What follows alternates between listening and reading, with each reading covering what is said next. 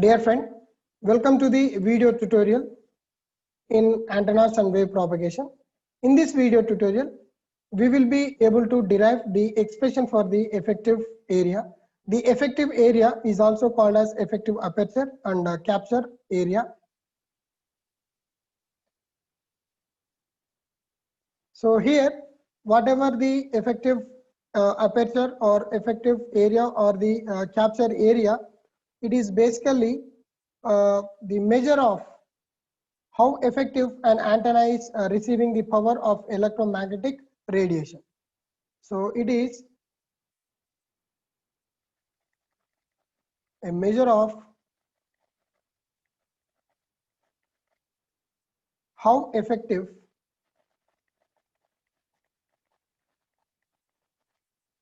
an antenna is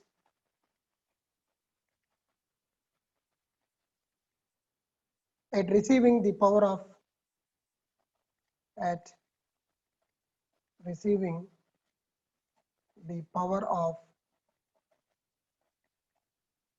electromagnetic radiation.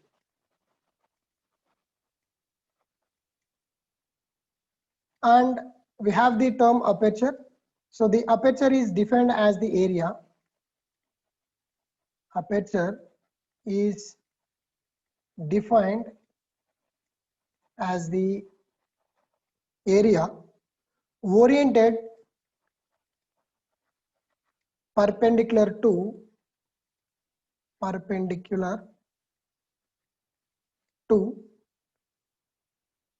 the direction of an incoming electromagnetic wave, to the direction of incoming electromagnetic wave. Now coming to the definition of the effective aperture, it is the ratio of power received to the pointing vector, or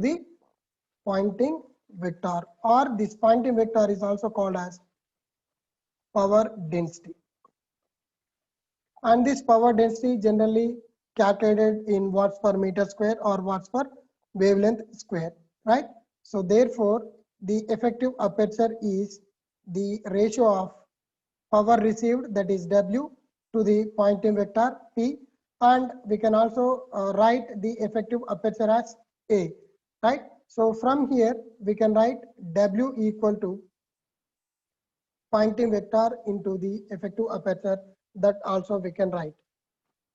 So here whatever the W that we can see here, so W is the received power or power received, it is power received and it is in watts, and where P is pointing vector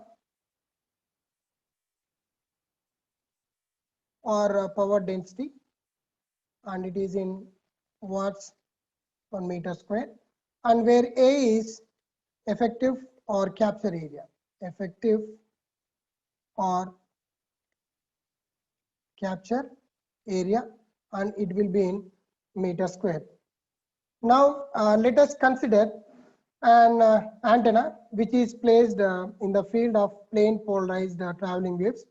So the receiving antenna will be having the terminal load impedance as ZL, and the antenna that we considered is a dipole antenna. So this receiving antenna is kept perpendicular to the plane polarized electromagnetic waves. So this is the direction of the plane polarized waves, direction of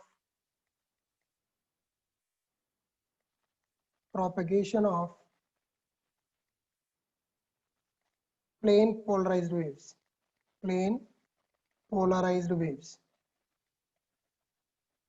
right? So this is the receiving antenna,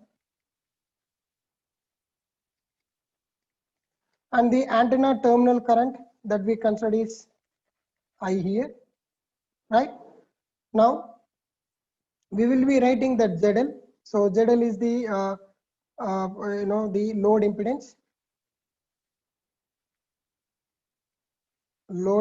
and we can write this load impedance as a combination of real and imaginary terms.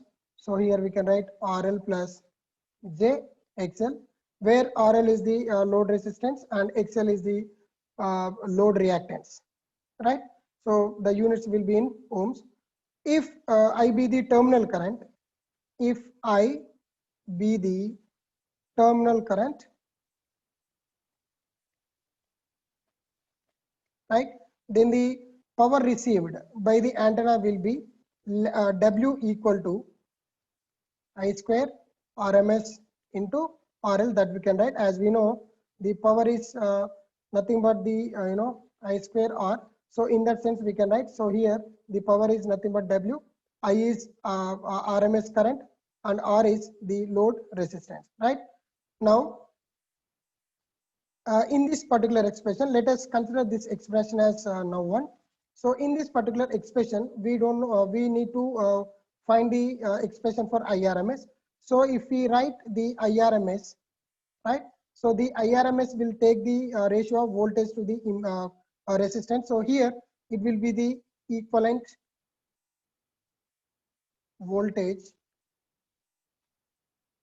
to the equivalent impedance, right? So in order to write the equivalent impedance, let us write the equivalent circuit for the receiving antenna. So the receiving antenna is having the load impedance, that is ZL, and we will be having the antenna impedance as well as the source. So here we will be having the source as well as the antenna impedance. So here the ZA is called as the complex antenna impedance.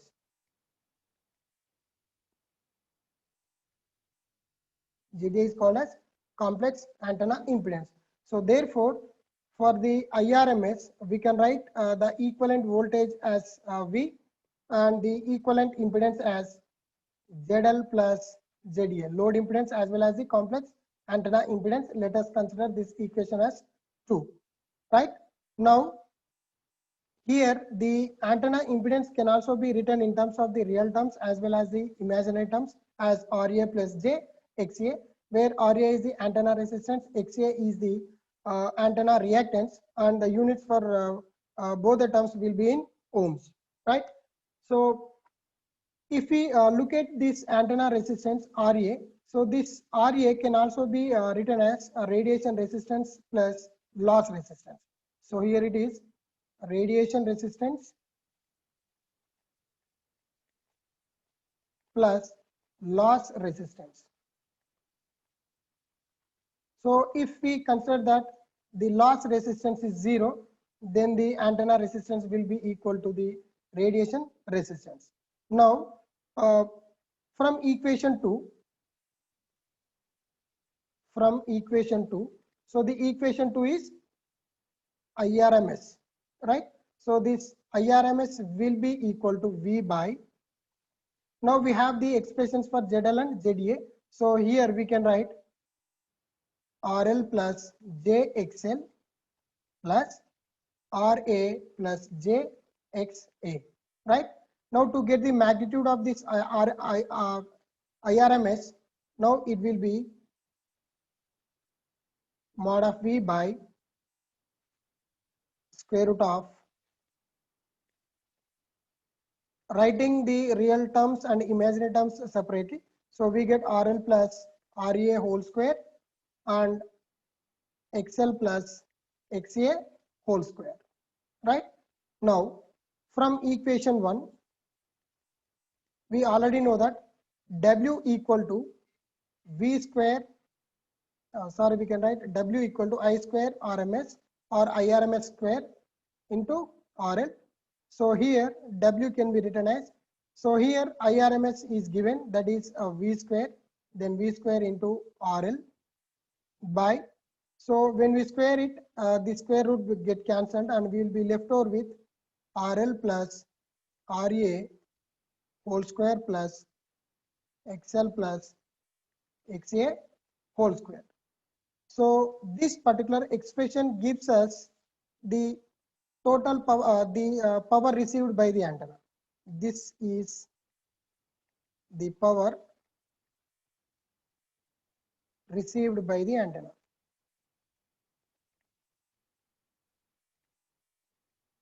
Right?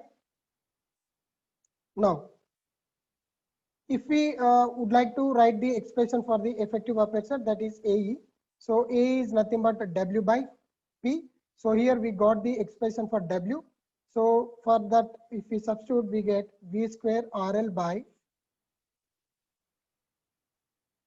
RL plus RA whole square plus XL plus XA whole square. And in the denominator, we will be having the Poynting vector P. So this will be the effective aperture or capture area of the antenna, and it is calculated in meter square. Now, according to maximum power transfer theorem, according to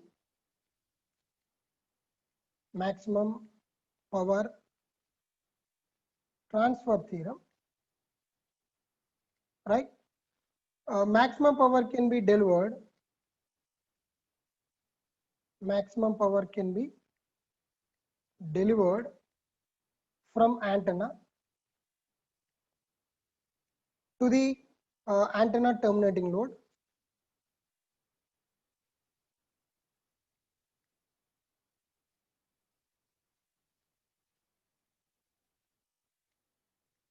If the XL will be equal to minus of XA and RL will be equal to RA. And already we know that RA will be equal to RR, so that RL can be equated to radiation resistance RR. So therefore, the effective aperture becomes, AE becomes V square into RL by RL plus RL whole square plus, now this XL will be equal to minus of XA. So here it will be minus of XA plus XA whole square, and we have Poynting vector P in the denominator. So here XA get cancelled, and this value we will be getting as 0. So therefore, the effective aperture AE is given by V square RL by, it is 2 RL whole square multiplied with P.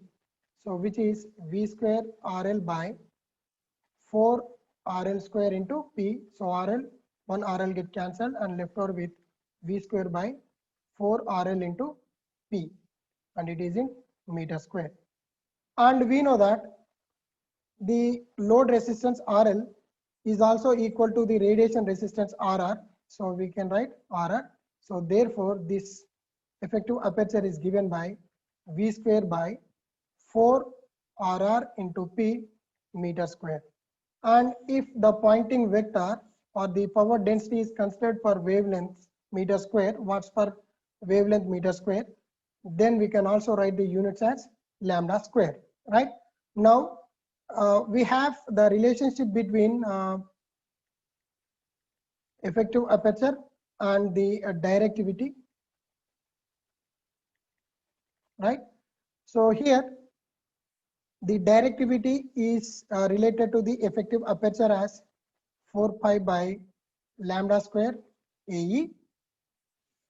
And in this case, if we consider that the effective aperture is equal to the physical aperture, where this physical aperture is the actual aperture size of the antenna. So in that case, the directivity will be given by 4 pi by lambda square and physical aperture of the antenna. So these are the relationship between the directivity and the aperture of the antenna. Now let us look at a particular problem. So here an antenna receives a maximum power. The received power is given. So maximum power of 2 microwatt from a radio station. Calculate its maximum effective area if the antenna is located at far field of the station, where the electric field intensity is given by 50 millivolt per meter, right? So in order to do the problem, let us have the clear idea, and that clear idea can be provided once we write the given data, right? So here the given data talks about the received power. So the received power will be equal to 2 microwatt. So we can write this one as 2 into 10 power minus 6 watt. Now the electric field intensity is given. So E is given, that is 50 millivolt per meter. We can write this one as 50 into 10 power minus 3 volt per meter. Now to be found, we have to write to be found. What is to be found? We need to find the maximum effective area, right? So here the maximum effective area is given like this, and we need to calculate it. Now what is the formula that to be used? Formula to be used. See, the formula to be used has to be written by keeping in mind the given data as well as the thing that is to be found, right? So here, in order to find out the maximum effective aperture or capture area, so it is given as the power received, that is W, to the Poynting vector of the incident wave, right? So we know the power received. The power received is already given 2 into 10 power minus 6, and we don't know what is Poynting vector, but we know the Poynting vector is given by 1 by 2 when the electric field intensity is given. So the Poynting vector when the electric field intensity given can be written as 1 by 2 E square by eta naught, right? So you know the value of E, and eta naught is the intrinsic impedance, that will be equal to 120 pi. Now you have to substitute the values in those expressions so that we can get the answer, right? Now you have to go for the calculation part. So write calculation, right? So in the calculation part, first we need to find out Poynting vector. So once that value is found out, you can keep here, and already we have the value for W, so that you can get the value for the maximum effective aperture. So in this case, to calculate the Poynting vector, so it is given by 1 by 2 E square eta naught. So here it is 1 by 2, and E is given, that is 50 into 10 power minus 3 whole square by eta naught is 125, that is intrinsic impedance. Once we calculate this one, we will get the value as 3.315 microwatts per meter square. We can get 3.315 microwatt per meter square. Now go for the effective aperture, maximum effective aperture, which will be given by W by P. So here W is 2 into 10 power minus 6, and P is 3.315 into 10 power minus 6. So when you compute this, we will be getting the answer as 0.6033 meter square, right?